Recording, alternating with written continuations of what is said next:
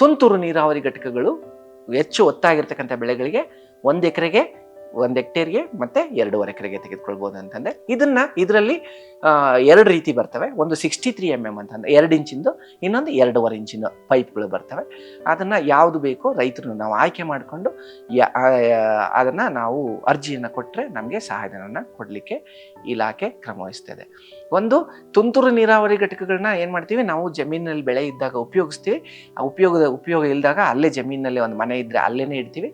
Otherwise ಇಲ್ಲ ಮನೆಗೆ ತೆಗೆದುಕೊಂಡು ಮನೆ ಹತ್ರ ಇಟ್ಟಿರ್ತೇವೆ. ಬಿಸಿಲಿನಲ್ಲಿ ರೈತರು ಎಚ್ಚೊತ್ತು ಬಿಡಬಾರ್ದು. ಯಾಕೆ ಅಂತಂತಂದ್ರೆ ಯಾವುದೇ ವಸ್ತುವನ್ನು ಬಿಸಿಲಲ್ಲಿ ಬಿಟ್ಟಾಗ ಅದ್ರ ಕ್ವಾಲಿಟಿ ಹಾಳಾಗ್ತಕ್ಕಂಥ ಚಾನ್ಸಸ್ ಇರ್ತದೆ. ಅದೇ ಡ್ರಿಪ್ ಇರಿಗೇಷನ್ಗೆ ಬಂದಾಗ, ಡ್ರಿಪ್ ಇರಿಗೇಷನ್ ಅಂತಂತಂದ್ರೆ ಹೇಳಿದೆ, ಎಲ್ಲೆಲ್ಲಿ ಹತ್ತಿ ಬೆಳೀತಾರೆ, ಎಲ್ಲಿ ಕಬ್ಬು ಬೆಳೀತಕ್ಕಂಥ ಪ್ರದೇಶಗಳು ಬರ್ತದೆ, ಎಲ್ಲಿ ತೊಗರಿ ಬೆಳೀತಕ್ಕಂಥದ್ದು, ಔಡ್ಲ ಬೆಳೀತಕ್ಕಂಥದ್ದು, ಅಲ್ಲಿ ನಾವೇನು ಮಾಡ್ಬೇಕು, ಕಬ್ಬಿನಲ್ಲಿ ನಾವು ಆಲ್ಮೋಸ್ಟ್ 4 ಅಡಿಗೆ ಒಂದೊಂದು ಸಾಲನ್ನು, ಅಂದರೆ 1.2 ಮೀಟರ್ಸ್ ಅಗಲಕ್ಕೆ ಒಂದೊಂದು ಸಾಲುಗಳನ್ನು ಮಾಡಿಕೊಂಡು ಜೋಡಿ ಸಾಲುಗಳ ಮಧ್ಯದಲ್ಲಿ ನಾನು ಈ ಡ್ರಿಪ್ ಇರಿಗೇಷನ್ ಅಳವಡಿಕೆ ಮಾಡಿಕೊಂಡ್ರೆ ಕಬ್ಬಿನಲ್ಲಿ ವರ್ಷ ಪೂರ್ತಿ ನೀರು ಕಟ್ಟಬೇಕಾಗ್ತದೆ. ಹೆಚ್ಚು ನೀರು ಬೇಡ್ತಕ್ಕಂತಹ ಬೆಳೆ ಅಂತಂತಂದ್ರೆ ಕಬ್ಬು ಮತ್ತೆ ಭತ್ತ. ಈ ಕಬ್ಬಿನಲ್ಲಿ ವರ್ಷ ಪೂರ್ತಿ ನೀರು ಕೊಡ್ತಕ್ಕಂಥ ಸನ್ನಿವೇಶ ಇರೋದ್ರಿಂದ ನೀವು ಕಬ್ಬಿನಲ್ಲಿ ಈ ಡ್ರಿಪ್ ಇರಿಗೇಷನ್ನ ಅಳವಡಿಕೆ ಮಾಡ್ಕೊಳೋದ್ರಿಂದ ನಮಗೆ ಹೆಚ್ಚಿನ ನೀರಿನ ಉಳಿತಾಯ ಆಗ್ತದೆ ಅಂತಕ್ಕಂಥದ್ದನ್ನ ರೈತರು ಗಮನಿಸ್ಕೋಬೇಕು. ಮತ್ತು ಇದರಿಂದ ಒಂದು ಬೆನಿಫಿಟ್ ಏನು ಅಂತಂತಂದ್ರೆ ನೋಡಿ, ಹೆಚ್ಚು ನೀರು ಬೋರ್ವೆಲ್ ನೀರನ್ನ ಸಿಗ್ತದೆ ಅಂತ ತೆಗೆದುಕೊಂಡು ಬಂದು ಹಾಕಿದಾಗ ನಮ್ಮ ಜಮೀನಿನಲ್ಲಿ ನೀವು ನೋಡ್ಬೋದು, ಎಲ್ಲಿ ನೀರು ಬಿಟ್ಟಿರ್ತಾರೋ ಆ ಜಾಗದಲ್ಲಿ ಒಂದು ರೀತಿ ಬೆಳ್ಳಗೆ ಏನೋ ಒಂಥರ ಸುಣ್ಣ ಚೆಲ್ಲಿದಾರೇನೋ ಅಂತಕ್ಕಂಥ ಭಾಸ ಆಗ್ತಾ ಇರ್ತದೆ. ಯಾಕೆ ಭಾಸವಾಗ್ತಾ ಇರ್ತದೆ ಅಂದರೆ, ಭೂಮಿಯ ಆಳದಿಂದ ನೀರನ್ನು ಎತ್ಕೊಂಡಾಗ ಏನಾಗ್ತದೆ, ಲವಣಾಂಶಗಳು ಬರ್ತವೆ. ಲವಣಾಂಶಗಳು ಭೂಮಿಯ ಮೇಲ್ಗಡೆ ಬಿದ್ದಾಗ ನಮಗೆ ಆ ಲವಣಾಂಶಗಳು ಭೂಮಿಯ ಮೇಲ್ಗಡೆ ಬಿದ್ದಾಗ ನೀರು ಮಾತ್ರ ಆವಿಯಾಗಿ ಹೋಗ್ತದೆ. ಆ ಲವಣಾಂಶಗಳು ಮಣ್ಣಿನ ಕಣಗಳಿಗೆ ಅಂಟ್ಕೊಂಡಾಗ ಅಲ್ಲಿ ನಿಮಗೆ ಬೆಳ್ಳಗೆ ಮಣ್ಣಿನ ರಚನೆ ಆಗ್ತದೆ. ಅಂದರೆ ಮಣ್ಣಿನ ಗುಣಮಟ್ಟ ಹಾಳಾಗ್ತಾ ಇದೆ ಅಂತಕ್ಕಂಥದ್ದು ಅದ್ರಿಗೆ ಗೊತ್ತಾಗ್ತದೆ.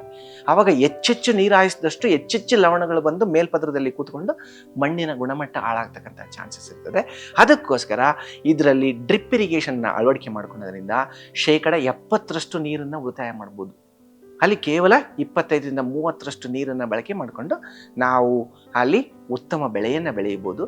ಅದರ ಮುಖಾಂತರ ನಾವು 4 ವರ್ಷದಲ್ಲಿ ಭೂಮಿ ಹಾಳಾಗ್ತಕ್ಕಂಥದ್ದನ್ನ 10-12 ವರ್ಷದ ತನಕ ನೀರಾವರಿನಲ್ಲಿ ಬೆಳಿಲಿಕ್ಕೆ ಸೂಕ್ತವಾಗ್ತದೆ ಅಂತಕ್ಕಂಥದ್ದು. ಎರಡನೇದು, ಈ ಡ್ರಿಪ್ ಇರಿಗೇಷನ್ ಮಾಡೋದ್ರಿಂದ ಇನ್ನೊಂದು ಬೆನಿಫಿಟ್ ಏನಂತಂತಂದ್ರೆ, ಈಗ ನಾವು ಸ್ಪ್ರಿಂಕ್ಲರ್ ಮಾಡಿದ್ರೆ ಏನಾಗ್ತದೆ, ಎಲ್ಲ ಕಡೆ ನೀರು ಬೀಳ್ತದೆ. ಎಲ್ಲ ಕಡೆ ನೀರು ಬಿದ್ದ ತಕ್ಷಣ ಎಲ್ಲ ಕಡೆ ತೇವಾಂಶ, ಕಳೆಗಳು ಹೆಚ್ಚಾಗ್ತಕ್ಕಂಥ ಚಾನ್ಸಸ್ ಇರ್ತದೆ. ಆಯ್ ನೀರೋ ಪದ್ಧತಿನಲ್ಲಿ ಹೆಚ್ಚು, ಸೂಕ್ಷ್ಮ ಅಂದರೆ ತುಂತುರು ನೀರಾವರಿನಲ್ಲಿ ಸ್ವಲ್ಪ ಕಳೆ ಕಡಿಮೆ ಆಗ್ತದೆ. ಇನ್ನು ಡ್ರಿಪ್ ಇರಿಗೇಷನ್ನಲ್ಲಿ ನಮಗೆ ಅತ್ಯಂತ ಕಳೆ ಕಡಿಮೆ ಆಗ್ತದೆ. ಕಳೆ ಹೆಚ್ಚು ಬೆಳೆಯೋದ್ರಿಂದ ರೈತರು ಏನು ಮಾಡ್ತಾರೆ, ಈ ಕಳೆನಾಶಕಕ್ಕೆ ಅವಲಂಬನೆ ಆಗ್ತಾರೆ. ಕಳೆನಾಶಕವನ್ನು ಬಳಕೆ ಮಾಡೋದ್ರಿಂದ ಮಣ್ಣು ಮಲಿನ ಆಗ್ತದೆ, ನೆಕ್ಸ್ಟು ನಮ್ಮ ವಾತಾವರಣ ಮಲಿನ ಆಗ್ತದೆ.